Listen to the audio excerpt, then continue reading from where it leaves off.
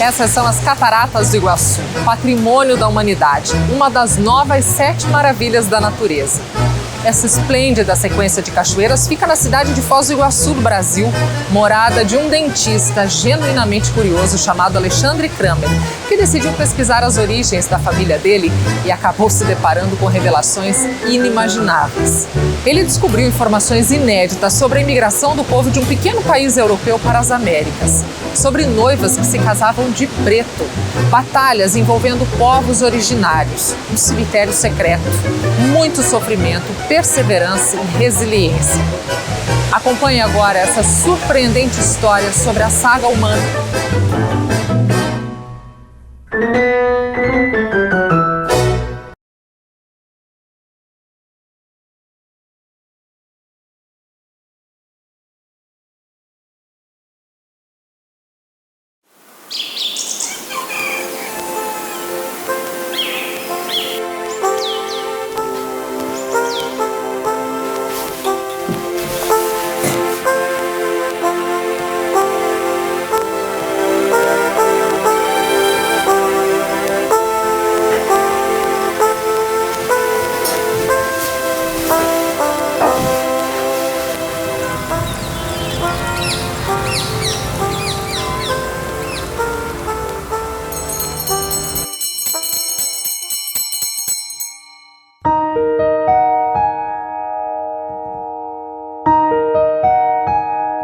O ano era 1903. A igreja, São João Batista. A cidade, Santa Cruz do Sul, no Rio Grande do Sul, sul do Brasil. A noiva, Maria Pierret.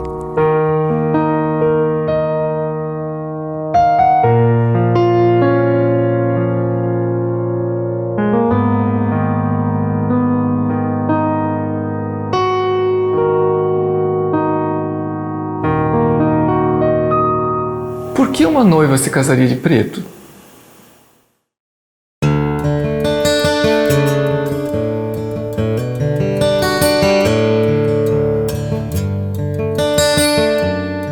Maria Pierret era minha bisavó materna.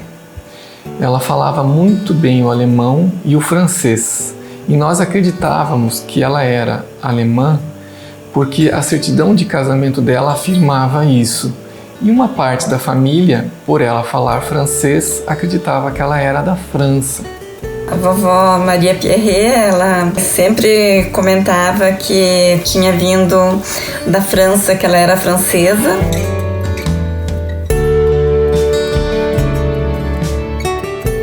E que tinha vindo com 5 anos, para o Brasil. Ela falava tanto em francês comigo e também em alemão comigo.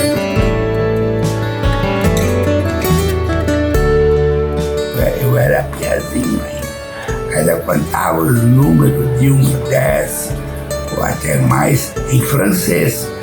Então ela sabia falar francês, segundo a minha versão de guri da época. A dúvida em relação à origem de Maria Pierret ficou mais evidente durante as buscas pelos documentos dos antepassados. A nossa busca começou há muitos anos.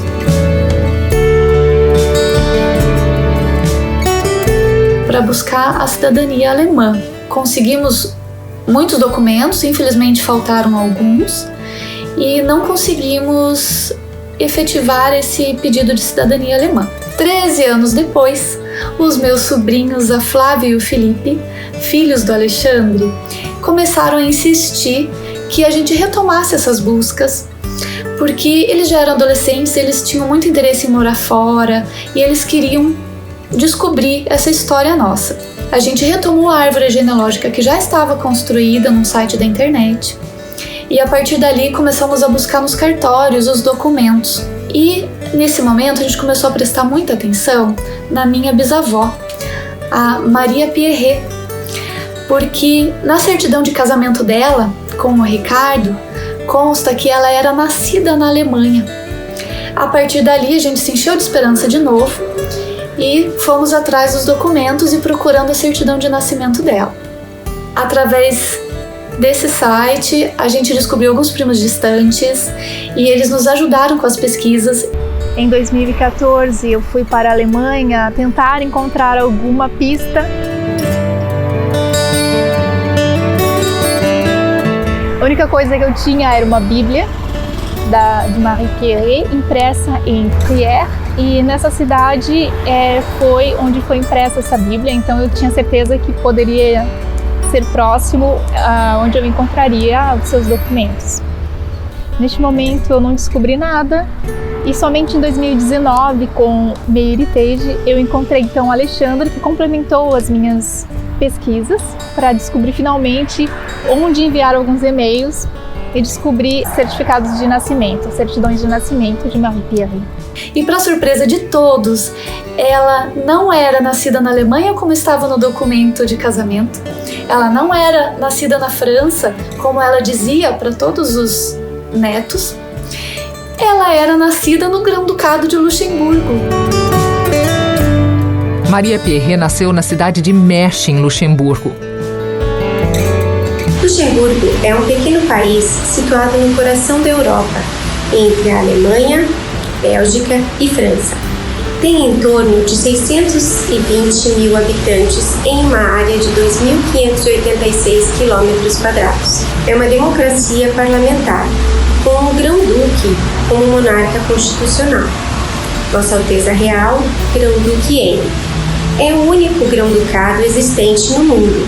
Tem como línguas oficiais o luxemburguês, o alemão e francês, mas o inglês é amplamente falado e o português também.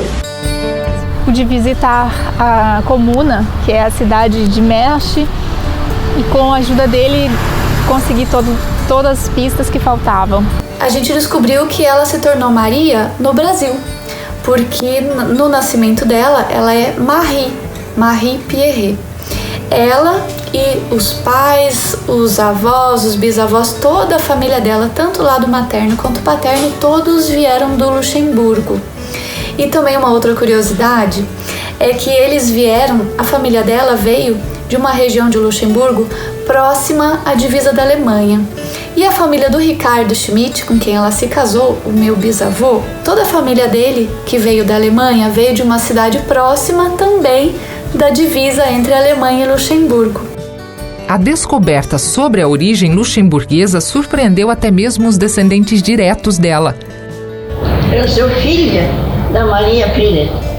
Meu nome é Anna Schmidt Strasburger.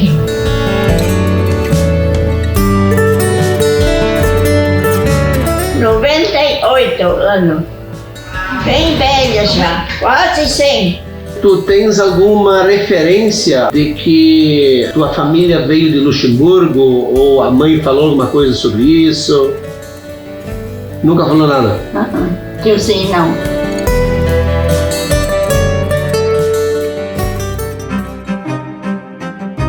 Maria Pierret era filha de Dominique Pierret e Anne-Marie Storck. Quando ela nasceu, Dominique tinha 28 anos, era alfaiate. A mãe Anne também tinha 28 anos. Ela cuidava da casa e dos filhos. Os descendentes sempre consideraram que Maria Pierret era filha única, porque ela comentava apenas de uma irmã que já havia falecido. Mas durante as pesquisas, descobriram que ela tinha 4 irmãos: Dominique, Karl, Suzanne e Elizabeth. Isso consta no censo realizado em Mersch no ano de 1887. Essa família embarcou na Bélgica, no porto de Antuérpia, muito provavelmente atraída por propagandas que divulgavam a América do Sul como uma terra de prosperidades.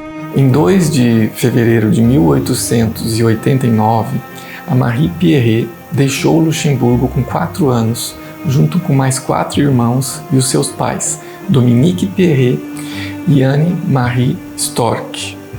Ficaram para trás Domicus Pierret, que já era viúvo de Elizabeth Jung, que havia falecido 20 anos antes, e do lado da Anne-Marie Storck ficou em Luxemburgo a Anne-Marie Reuter, que era viúva de Nicholas Storck, que havia falecido em Paris alguns anos antes. Documentos mostram que eles embarcaram para um país mais ao sul que não era o Brasil. Eles embarcaram no SS Hanover I com destino a um país mais ao sul da América do Sul, a Argentina. Depois de 30 dias de viagem, e chegaram no dia 3 de março de 1889 no porto de Buenos Aires, na Argentina.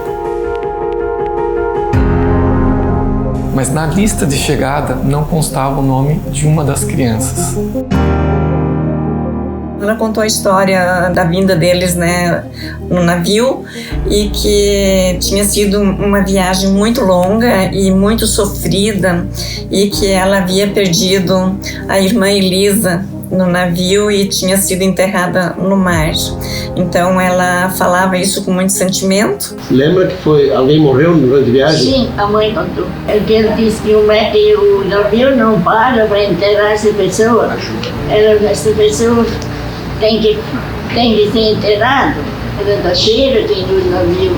Não dizer isso, os peixes já comeram muito tempo. Assim como a pessoa morre no navio, não vai.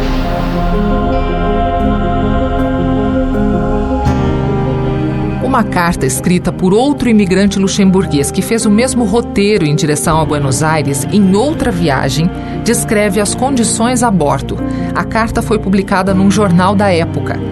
Um artigo do jornal Luxemburger Wort de 4 de março de 1889. Zuschrift. Herr Redakteur, bitte freundlichst folgenden Brief eines Argentinienfahrers zu veröffentlichen, damit alle diejenigen unserer Landsleute, welche beabsichtigen, eine ähnliche Reise zu machen, vor der Zeit gewarnt werden. Colonia San Antonio, 1889. Wir waren zu 950 Personen auf dem Schiff. Da können Sie sich denken, was das war. Und die, welche frei überliefert wurden, Essen haben wir bekommen, wie man es für die Schweine macht.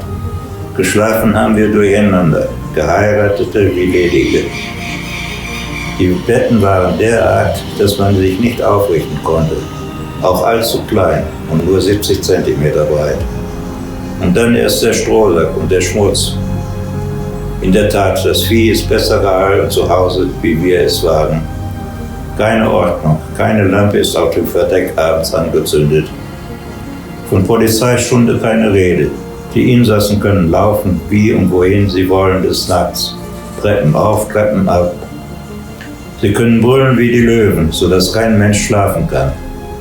Kranke müssen sterben wegen Mangel an Ordnung und Pflege. Man bekommt nicht mal eine Tasse Fleischbrühe fürs Geld. Vor der zweiten Küche kann man nicht einmal sprechen. Da wird gekocht mit dem Maschinendampf. Das beste Essen hat keinen Geschmack. Reis ist so dünn wie Wasser.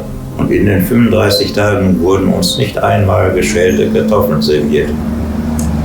Des Morgens wurde schwarzer Kaffee so dünn, als hätte man mit einem Löffel 12 Liter zubereitet aufgetischt.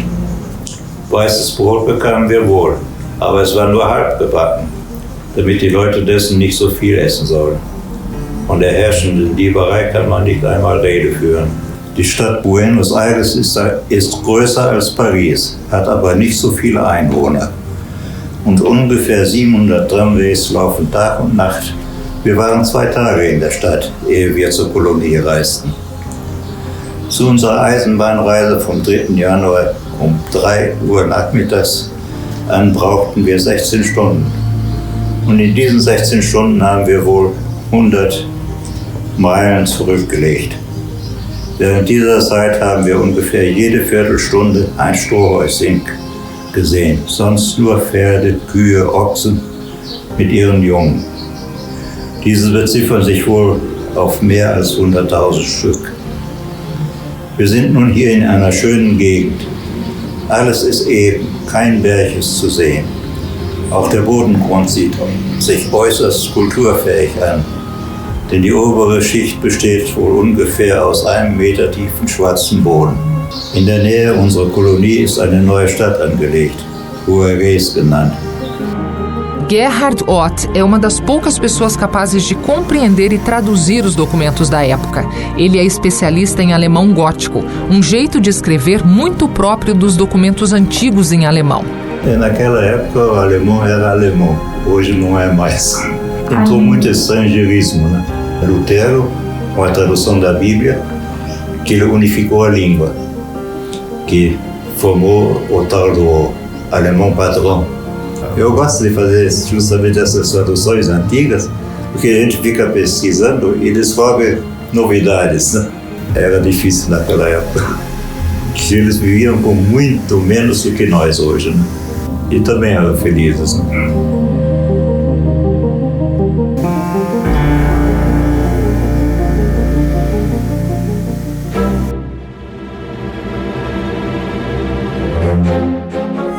A partir daqui, são conjecturas.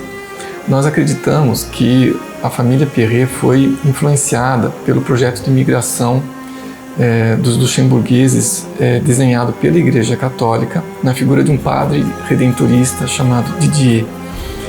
E provavelmente os Perret foram influenciados por esse movimento social e naquele ano cerca de 1.000 luxemburgueses deixaram Luxemburgo. Isso representava 0,5% da população. Existiu vários tipos de migração, pelo menos 2 nós sabemos. Algumas pessoas que se aventuravam sozinhas e outras que vieram no movimento coletivo, que foi esse chamado de febre argentina. E um ponto importante de ser lembrado é que a Argentina era o país mais rico do mundo naquela época. Era mais rico que os próprios Estados Unidos. Os italianos vieram para a Argentina, os alemães vieram para a Argentina e os luxemburgueses fizeram parte desse movimento de migração. Era a terra prometida, de fartura. Inclusive, a gente tem dúvidas se eles sabiam a diferença entre o Brasil e a Argentina. É difícil dizer se os Perret vieram de forma individual ou participaram da migração coletiva, mas o fato é que isso pode ter encorajado eles. E eles tinham destino para uma cidade na Argentina chamada Benito Juárez, para participar de uma colônia luxemburguesa em San Antônio de Iraola. O primeiro maiordomo dessa colônia era o Kirsch, que era sobrinho do padre redentorista Didier. E nós acreditamos que os Perret estiveram na colônia durante os 3 anos que permaneceram na Argentina, embora nós não tenhamos documentos comprobatórios perfeitos, mas as datas coincidem perfeitamente. Eles moraram lá, eu sei, ela falou, mãe, que tinha morado, mas só um pouco tempo. A colônia San Antônio de Iraola fica na região dos Pampas argentinos, 400 quilômetros ao sul da capital Buenos Aires. Essa colônia era um dos destinos dos luxemburgueses que migraram para a Argentina, mas tinha grande importância porque abrigou em torno de 400 pessoas. Quando nós descobrimos que havia uma história na Argentina, eu tomei a decisão de viajar para lá. E eu encontrei com o Ramiro Álvares, que me recebeu gentilmente e conseguiu encontrar fotos antigas de um dos maiores fotógrafos que a Argentina já conheceu, que tirou fotos da colônia, porque ele era irmão do estancieiro da colônia. Aquelas fotos são maravilhosas e é impressionante como os argentinos conseguiram cuidar tão bem do patrimônio histórico deles. Alexandre, junto con su familia, nos visitó en la oficina de la Subdirección de Patrimonio y Archivo Histórico de la Municipalidad de Benito Juárez, acá en la provincia de Buenos Aires, en Argentina. Hacia el fines del siglo XIX comienza a incentivarse en la zona la formación de colonias de inmigrantes con el objetivo de desarrollar la agricultura en la zona, ya que esta era una región que se caracterizaba principalmente por la ganadería. Hacia fines de la década de 1880 se instala en nuestra zona una colonia de luxemburgueses, más precisamente en la estancia San Antonio de Iraola, que pertenecía a una familia muy importante de nuestro país y que en ese momento administraba Rómulo Ayerza, quien fue uno de los promotores de la instalación de la colonia luxemburguesa en la estancia San Antonio. Los hermanos Ayerza eran miembros de una importante familia de la burguesía argentina y estaban casados con las herederas de la estancia San Antonio de Iraola. Soy Ricardo Estrubamú Jacobé, descendiente de los Jacobé Iraola.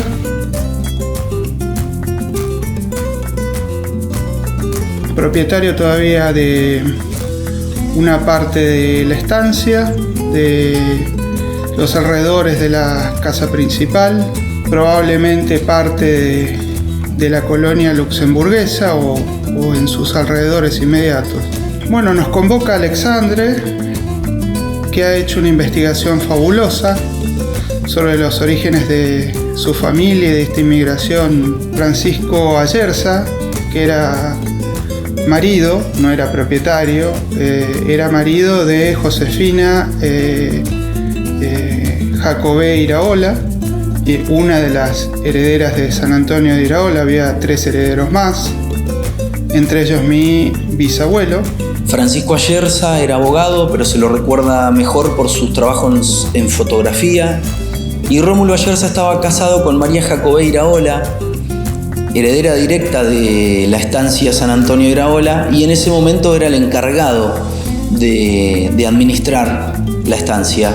Pensé que conocía bastante de la agitada vida de la estancia. Siempre ha sido una zona de frontera, había muchos problemas de invasiones en el partido de Benito Juárez, que en ese momento no existía, era la frontera contra el indígena, y mis antepasados se instalaron allí porque había tierras libres. Negociaban con los indígenas y bueno, tenían sus ganados como podían y defendían sus vidas junto con la de sus empleados a balazos, ¿no? Era una vida dura. La última invasión terminó en 1875 aproximadamente. Después hubo un periodo de cierta inseguridad, digamos, y después empezó a prosperar todo. En ese sentido, Rómulo Ayerza hace un contrato con el padre redentorista Jean-Pierre Didier y traen una colonia de luxemburgueses a estos campos para desarrollar la agricultura. Que solo una parte de la estancia, que era muy grande, medidas inmensas, qué sé yo, de 20 kilómetros por 20 kilómetros, unas superficies inconmensurables, pero solo una parte es agrícola, es como la frontera de la agricultura. Yo ignoraba. Hacia 1890 la familia de Alexandre, junto con otras 40 o 50 familias más, fueron convocadas. Alguna gente de los que había en Europa, muy comúnmente para esa época, vendía las maravillas de América y de Argentina especialmente, y bueno, trataban de tener colonos que poblaran las tierras. O acordo previa a presença de professor de luxemburguês e de padre que ficaria com eles durante o período da colonização. E eles vieram com um contrato assinado de Luxemburgo. Essas eram as garantias que foram fornecidas para eles antes da viagem.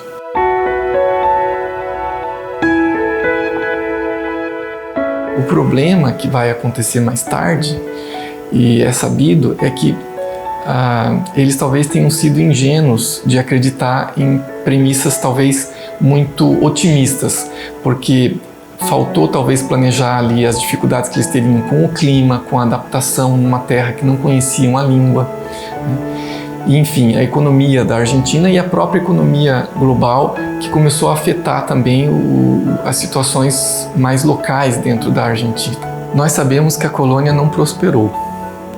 Os colonos se endividaram, as colheitas fracassaram, eles tiveram problema com o clima e eles encontraram a terra com necessidade de preparo, de manejo, que eles não esperavam ter esses tipos de dificuldades.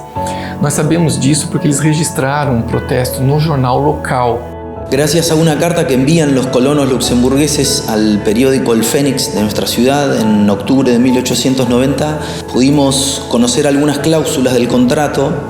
Pudimos averiguar, por ejemplo, que el contrato que habían firmado los colonos con Rómulo Ayerza sería por una duración de 6 años, que el encargado de la estancia San Antonio de Iraola pondría las tierras, los colonos pondrían su fuerza de trabajo y las ganancias se repartirían. Sin embargo, hubo algunas malas cosechas, sumada también a un brote de viruela que hizo estragos en la zona y también en la colonia, y estos problemas llevaron a la disolución de la colonia y a un final que podríamos decir que fue trágico.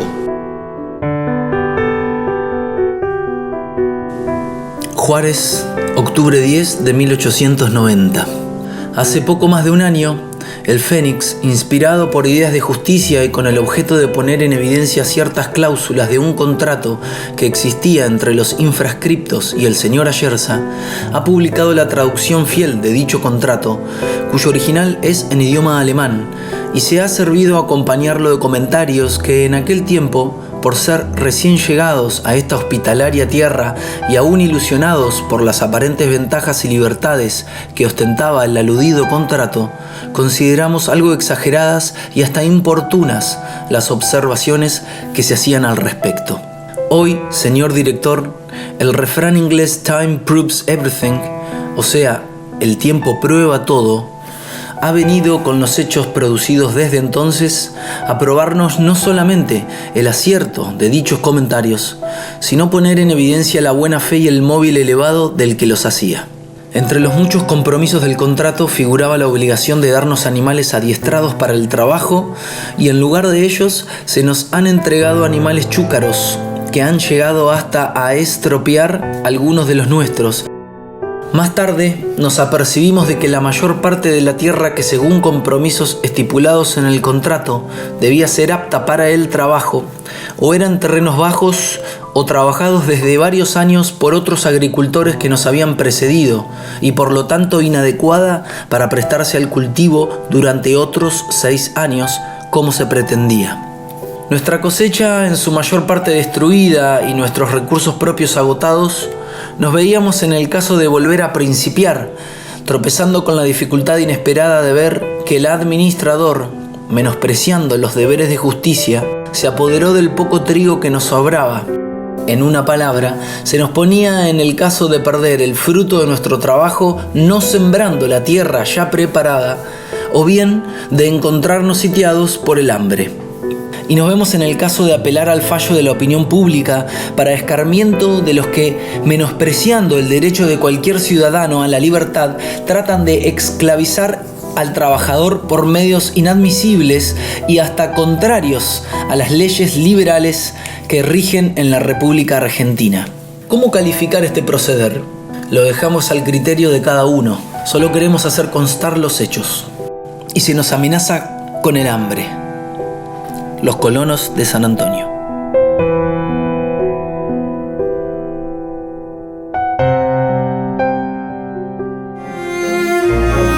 Misteriosamente no hay muchos datos sobre el paso de los colonos en nuestra ciudad. Creo yo por una cuestión de que fue un problema y no fue una experiencia muy feliz. La colonia fracasó, es una zona que a veces hay sequías muy pronunciadas por años. La tierra a veces tiene tendencia a ser un tanto superficial, entonces después de algunos años de agricultura decae la producción. E a colônia vai se dissolver. Parte deles vai ficar na Argentina, parte deles vai viajar para os Estados Unidos e uma parte vai retornar para Luxemburgo. Infelizmente, parte deles ficou sepultada no cemitério de Benito Juárez. Eu esperava encontrar a sepultura do filho mais velho de Dominique Perret. Infelizmente, as sepulturas dos luxemburgueses, quando nós chegamos em Benito Juárez, já não existiam mais, porque elas estavam muito envelhecidas e foram recolhidas para um ossário. Então, qualquer pesquisa que eu venha fazer naquele tipo de ossário, eu preciso de mais recursos, né? E aí ficou um pouco mais difícil de ter documentos que provassem a morte daquela pessoa específica que eu buscava. Quando eu estive na estação de trem, e ela está reformada, idêntica como era, eu me senti o Dominique chegando lá. E quando eu visitei o cemitério, mesmo que eu não tivesse encontrado as sepulturas, me doeu de lembrar que houve luxemburgueses que faleceram pela situação que encontraram ali. Então eles vieram em busca de um sonho e acabaram encontrando uma tragédia, infelizmente. E quando eu passei pela linha do trem e olhei para o horizonte e vislumbrei o cemitério lá distante e para além dele, onde foi a colônia, o cenário é praticamente o mesmo que eles vivenciaram. As coisas não mudaram de lá para cá. Isso é emocionante.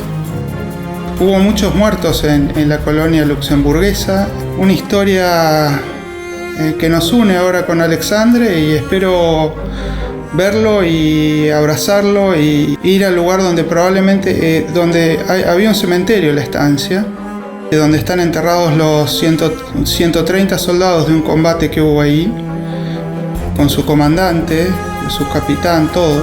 Están enterrados ahí. Después también hay indígenas enterrados ahí, en los bordes del cementerio, fuera de la parte consagrada. Y mis parientes, algunos están ahí, y parientes de Alexandre y otras familias também estão aí, muito provavelmente. O que não se sabia da história é que parte deles teria vindo para o Brasil, que é justamente a minha família. E essa é a conexão que nós fazemos com a colônia de Santo Antônio de Iraola.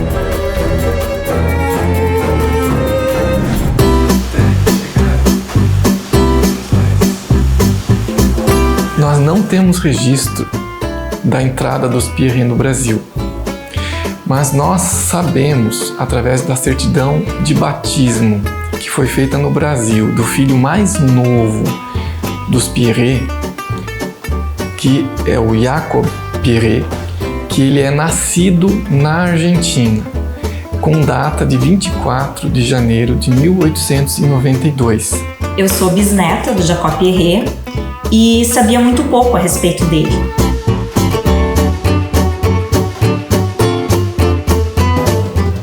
O local de nascimento dele, por exemplo, era desconhecido para mim. O que eu sempre ouvia é que ele teria nascido num navio a caminho do Brasil. Como a origem do sobrenome Pierret é luxemburguesa, na minha concepção seria um navio vindo da Europa para o Brasil. E aí, quando eu conhecia o Alexandre e a Annelise, comecei a me interessar mais para saber sobre a origem da família.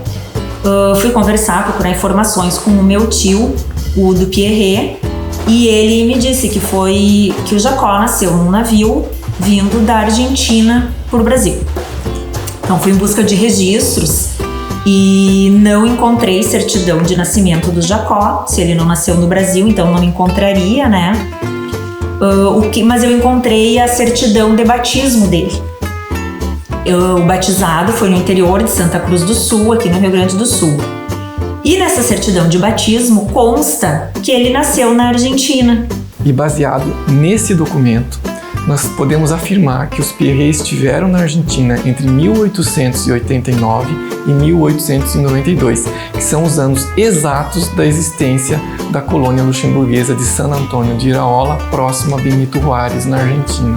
Porque as datas de chegada lá na Argentina e de chegada no Brasil coincidem com o momento exato em que a colônia existiu. E então isso confirma o que o meu tio comentou sobre o nascimento dele ter sido no navio a caminho do Brasil, vindo da Argentina, e também coincide com as pesquisas do Alexandre sobre essa migração luxemburguesa para a Argentina. Então a família Pierret inicialmente foi para a Argentina e depois veio para o Brasil, coincidindo com o nascimento do Jacó.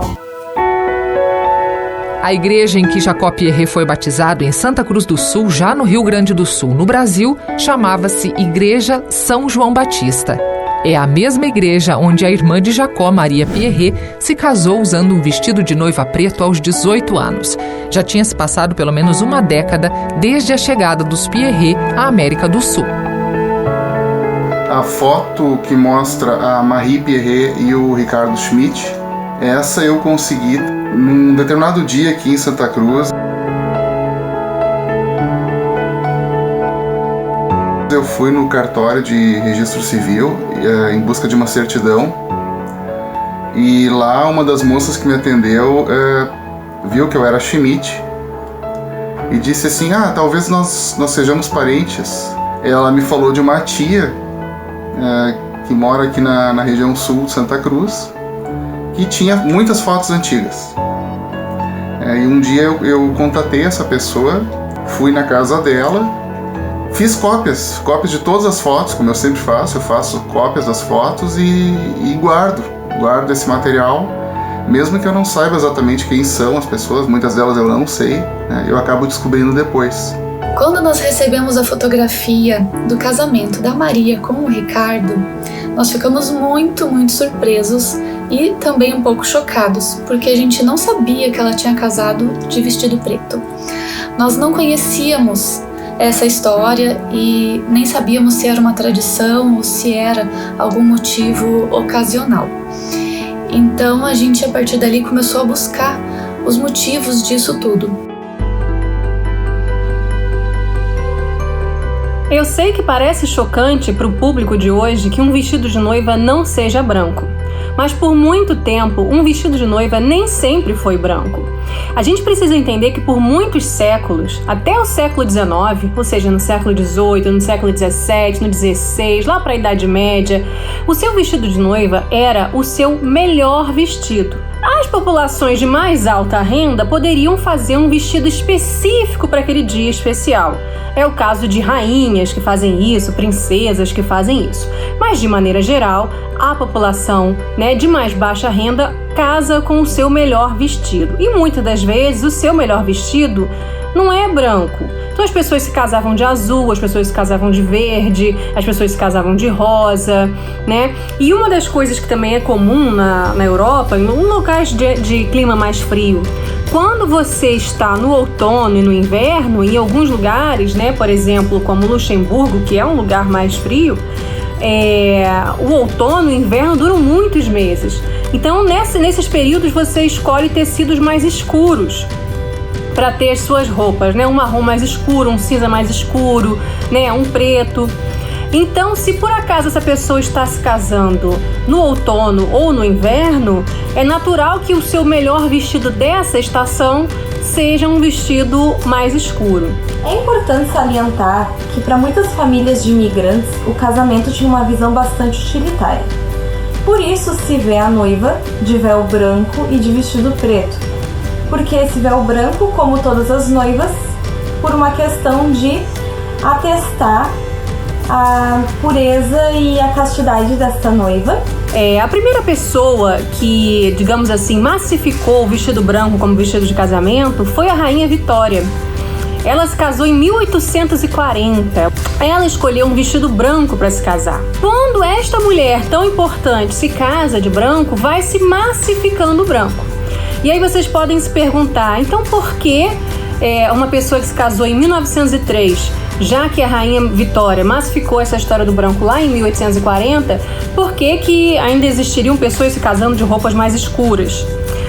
Bom, gente, é porque, primeiro, o casamento de uma rainha, ele vai ditando regra, ditando moda, sobretudo, primeiro, entre os mais ricos. Então, os aristocratas da Inglaterra, eles começam a adotar o branco também para se casar, e depois isso vai se massificando de maneira geral entre os ricos, entre as famílias nobres e os burgueses de muito dinheiro na Europa, também vai a tendência para os Estados Unidos. Então a gente pode dizer que essa massificação do branco no vestido de noiva só vai chegar nas populações de mais baixa renda com o passar das décadas. Vale lembrar que em algumas regiões da Europa era comum que as noivas também usassem um tecido mais escuro para se casar. Por exemplo, entre as Pomeranas. A Pomerânia é uma região que fica atualmente, ela fica entre um pedaço da Alemanha e um pedaço da Polônia. Esse povo, os pomeranos, eles migraram para o Brasil no final do 19 e até hoje existem comunidades de pomeranos no estado do Espírito Santo. Quando nós fomos a Luxemburgo, nós fomos visitar o Museu de História e lá, logo no início do museu, já havia uma noiva de preto e também a explicação ao lado de como começou essa história. Então lá no museu eles explicavam que as noivas se casavam de preto por causa da época feudal ainda, porque o senhor feudal tinha o direito à primeira noite, então era conhecido como a primeira noite da noiva, e ela era obrigada a ficar com o senhor feudal e não com o seu marido. Claro que a nossa Maria não era dessa época e não tinha o senhor feudal, nada disso. Mas essa já era a história, primeiro contato nosso com uma parte dessa história lá no museu. Então elas estariam se casando, usariam uma roupa escura como se fosse um sinal de luto, Como se elas estivessem de luto. Essa lenda, essa suposição, hoje em dia já vem sendo criticada por alguns historiadores medievalistas. Agora, uma outra razão que se aventa então para que as pomeranas usassem as roupas escuras para se casar é o fato de que elas estariam saindo da sua família, né, do seu seio familiar, para ir morar em uma outra casa com uma outra família. Então é como se fosse a morte social dessa mulher para que nascesse uma outra mulher, né? Morre aquela moça solteira e nasce uma nova mulher. Essa também seria uma das interpretações. Acho até melhor do que aquela outra do direito à primeira noite. Então, como vocês podem ver, não só pessoas de descendência, né, que descendem de luxemburgueses poderiam estar se casando de roupas mais escuras, mas de algumas outras regiões da Europa também.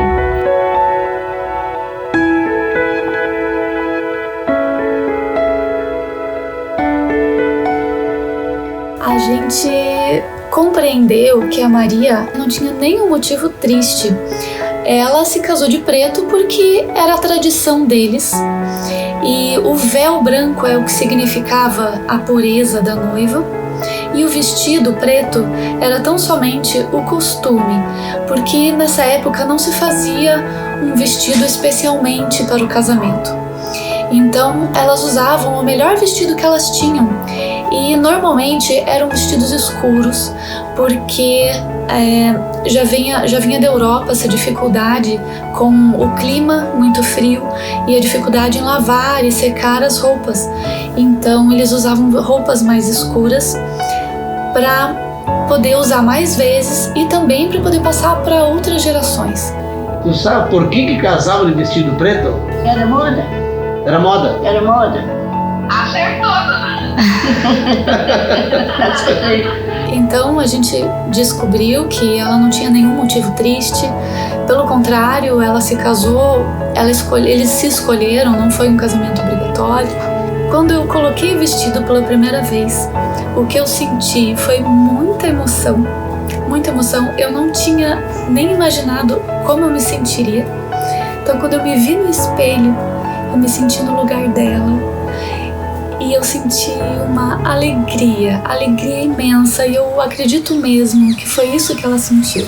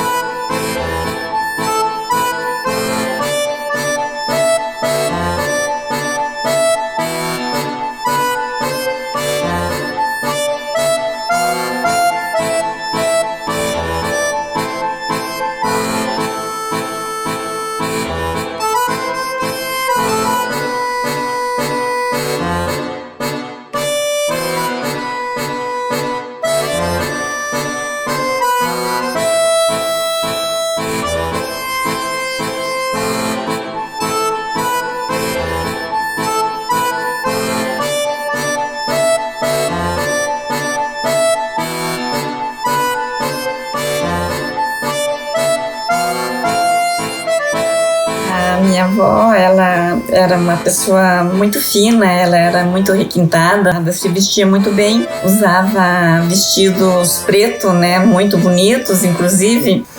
Era muito bonita ela era uma pessoa calma, alegre, de uma bondade sim infinita. E a gente nunca via ela triste, ela estava sempre alegre, comentando. A minha mãe, ela era muito querida, ela tinha bastante vizinhança, todo mundo gostava dela. Ela criou 12 filhos, 6 rapazes e 6 moças. De mim tem uma mais nova. O meu avô Ricardo era luterano, né? E ele se casou com a Maria Pierre na Igreja Católica e permitiu que todos os filhos fossem batizados na Igreja Católica e que seguissem a religião da mãe. Isso nunca interferiu na vida deles, era um casal feliz. Eu conheci a avó até os 12 anos, mais ou menos. 12, talvez 15 anos, né? Depois ela morreu e hoje está enterrada aqui em Capivara, pertencente ao município de Pinheirinho do Vale. O que aconteceu com nós, aconteceu com todas as pessoas que nós entrevistamos durante as pesquisas. Nós achávamos que éramos descendentes de alemães e descobrimos que éramos descendentes de luxemburgueses. Há muitos brasileiros descendentes de luxemburgueses que não sabem a sua origem, que desconhecem a sua origem. Então, a ideia de você trabalhar um documentário que explique isso para esses descendentes pode talvez marcar o encontro de muitas pessoas com sua própria história. Eu não tenho como descrever em palavras o que eu senti durante o processo de pesquisa, porque as coisas vão acontecendo e você vai sentindo aquilo, mas estar na terra onde eles pisaram, saber que eles passaram por lá, olhar para a paisagem que eles olharam e saber que ela não mudou de lá para cá, e estou falando de coisa de 100 anos, 120 anos, visitar a sepultura deles lá na Europa, dos mais antigos, e isso é emocionante, você poder se ajoelhar próximo à sepultura de uma tataravó, descobrir que ela está lá, bem cuidada inclusive, e saber que as pessoas se preocuparam com isso, que no trajeto houve uma preocupação com a preservação da memória. Não é da minha família, é a memória da humanidade, né? É a história humana, é a saga humana, né? Nua e crua. Isso te conecta com o mundo, porque todos nós habitamos um planeta só, mas nós somos migrantes. Nossos antepassados migraram em busca de uma vida melhor. Hoje, muitos de nós migram também, às vezes fazendo o caminho inverso. E graças a Deus fomos abençoados com a cidadania. Nós conseguimos a nossa cidadania luxemburguesa.